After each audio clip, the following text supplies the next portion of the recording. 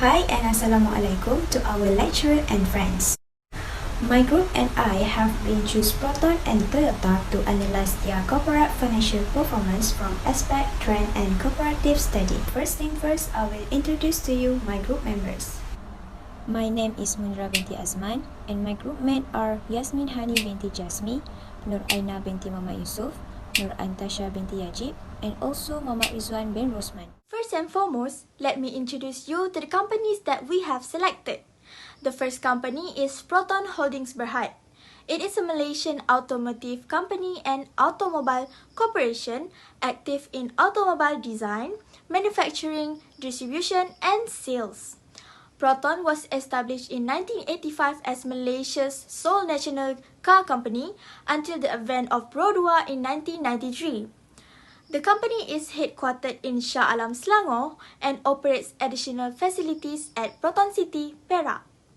The first car model that were produced by Proton is Proton Saga and latest is Proton X50. Since the past, Proton's sales have experienced ups and downs. It was booming at the first phase, stagnant, and decreased due to competitors and also being affected during the early pandemic. Other than decrease in sales for 41.1% lower than May 2021, they also face chip supply issues due to international trade risks. Next is Toyota. Toyota Motor Corporation is a Japanese multinational automotive manufacturer headquartered in Toyota City, Aichi, Japan. It was founded by Kiichiro Toyoda and incorporated on August 28, 1937. Toyota is one of the largest automobile manufacturers in the world, producing about 10 million vehicles per year. In Malaysia, UMW Toyota Motors Sdn Bhd is the appointed Toyota distributor, assembler and exporter of Toyota vehicle in our country. There are also manufacturing plants located in Shah Alam and Klang. Toyota Yaris is one of the models that were manufactured there. Some of the problems faced by Toyota recently is Toyota and other automakers have been forced to curb production due to a shortage of semiconductors, which are used in a wide range of products such as automobiles. As demand has increased on the back of accelerating digitalization. Also in Japan, its sales in April sank 19.8% from a year earlier, including those of mini vehicles, while its output fell 9% in the reporting month. I will explain the trend analysis for Proton. Firstly, I will start with the liquidity ratio. Based on the table, the liquidity ratio is constantly changing every year from year 2018 to 2020. It shows that the current ratio and quick ratio keep decreasing from year 2018 to 2020. It means that Proton not be able to pay their short-term debt on time. Other than that, it also means that Proton not be able to pay their short-term debt without relying to their inventory. So now we move to the activity ratio. Based on the table, the activity ratio is constantly same every year and the other one is changing every year from year 2018 to 2020. For inventory turnover, it is same every year, which is 0 times. It means all the raw material is used to transform into finished product and the customer directly buy it. Same as average collection period, we can clearly see that the company is getting better. It is because Proton not taking too many days in collecting their credit sale and debt for 3 years. So now we move to the leverage ratio. As you can see from the debt ratio, it keeps increasing from year by year. In this case, it shows that Proton is not be able to manage to keep the lower amount of debt. Same as debt to equity ratio, we can see that it decreasing from year 2018 to 2019 and getting higher on 2020. It shows that Proton have higher amount of debt and indicate the high risk. Last but not least is profitability ratio. As you can see from the table, it shows that all the ratio is negative. It means Proton's profitability ratio is not good since Proton not gain any profit. It is because Proton gain gross loss and net loss from year 2018 to 2020. It may happen due to less sale and the cost of raw material increase. it can lead out to the loss and wipe out all the profit. I will explain the financial ratio trend analysis for Toyota Industries Corporations. Number 1 is the liquidity ratio. Based on the Toyota's liquidity ratio that has been calculated, it shows that from year 2018 until 2020, the liquidity ratio are getting better, which means they are good. During 2018 until 2020, the current ratio and quick ratio have increased. In 2020, Toyota has the highest liquidity compared to 2018 and 2019. This means that Toyota has the capability to pay the short-term obligations on time. Next is the activity ratio. Based on Toyota's activity ratio, it shows that from year 2018 until 2020, Toyota has the poor activity ratios.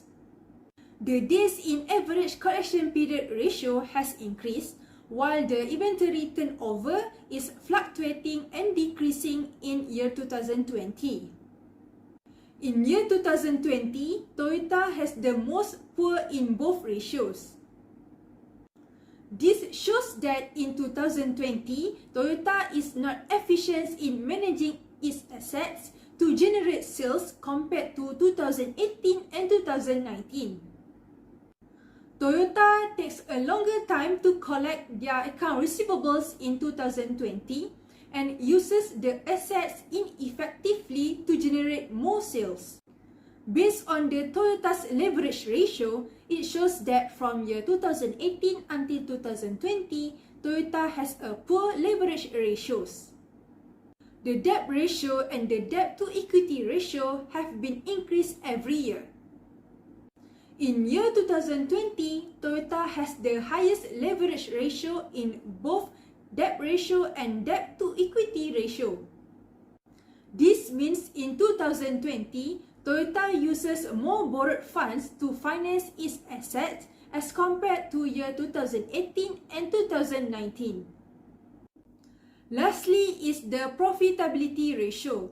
Based on the Toyota's profitability ratio, it shows that from year 2018 until 2020, Toyota has shown a poor profitability positions and ratios.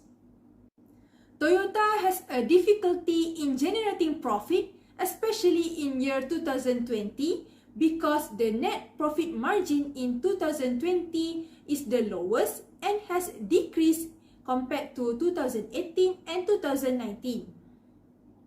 However, there is a little improvement in the gross profit margin percentage in year 2020. So now, I will explain about my part, which is cross-sectional analysis for Toyota and Proton for the year 2020. For the liquidity ratio, Proton has lower liquidity relative compared to Toyota because it is lower than 1. This means that Proton has less capability to pay short-term obligations on time. After deducting the least liquid asset, Proton is still not be able to meet its short obligation. Next, for the activity ratio, as we can see from the table, Toyota is more efficient in managing their inventories to generate sales compared to Proton. Next, for average collection period, Proton is more better in collecting their account receivables in shorter time. As for leverage ratio, the debt ratio, Proton has a higher amount of debt. This means Proton is not managed to keep the lower amount of debt. Meanwhile, for the debt to equity ratio, Toyota has a higher amount of debt and it can lead to higher risk of bankruptcy.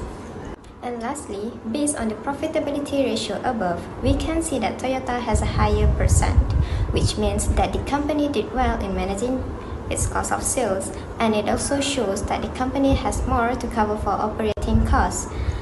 For conclusion, we are going to do the comparison for past 3 years of these two companies. First, we go to see the liquidity ratio performance of the two companies. For Proton, they have poor liquidity ratio performance compared to Toyota. This means that Toyota is more capable to pay their short-term obligation compared to Proton's.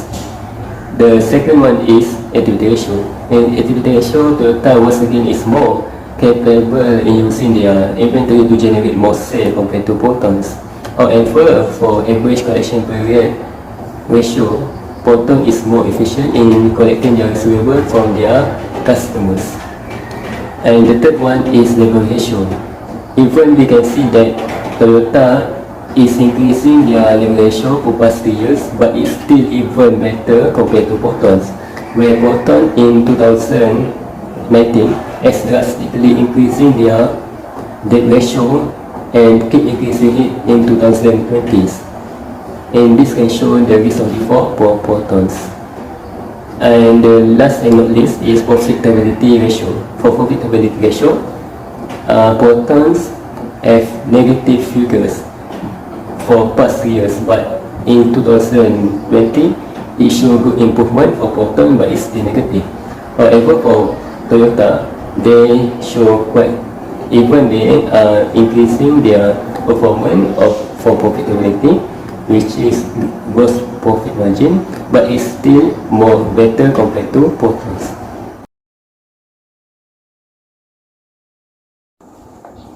For recommendation, we want to give recommendation to Proton company.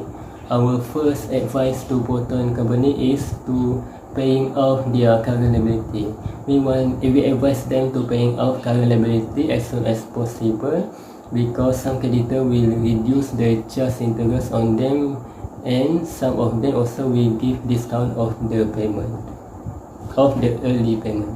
And the second advice to Proton company is to selling off their unproductive asset.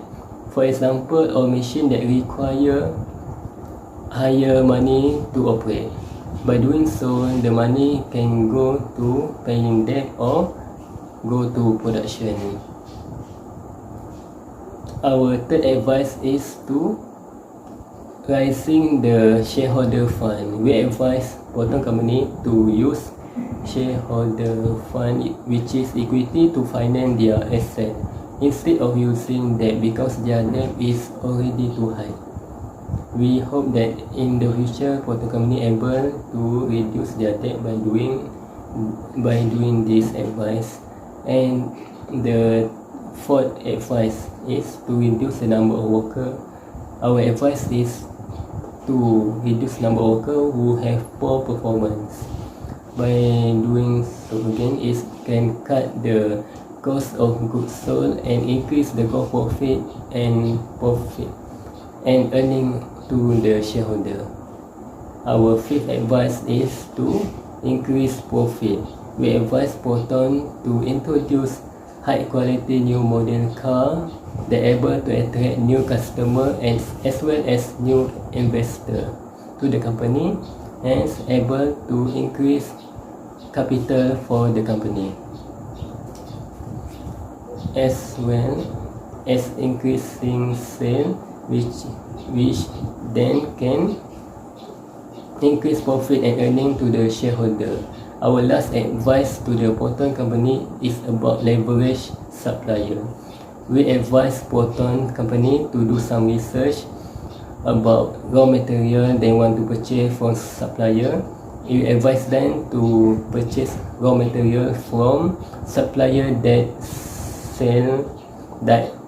sell high quality product at the lowest price.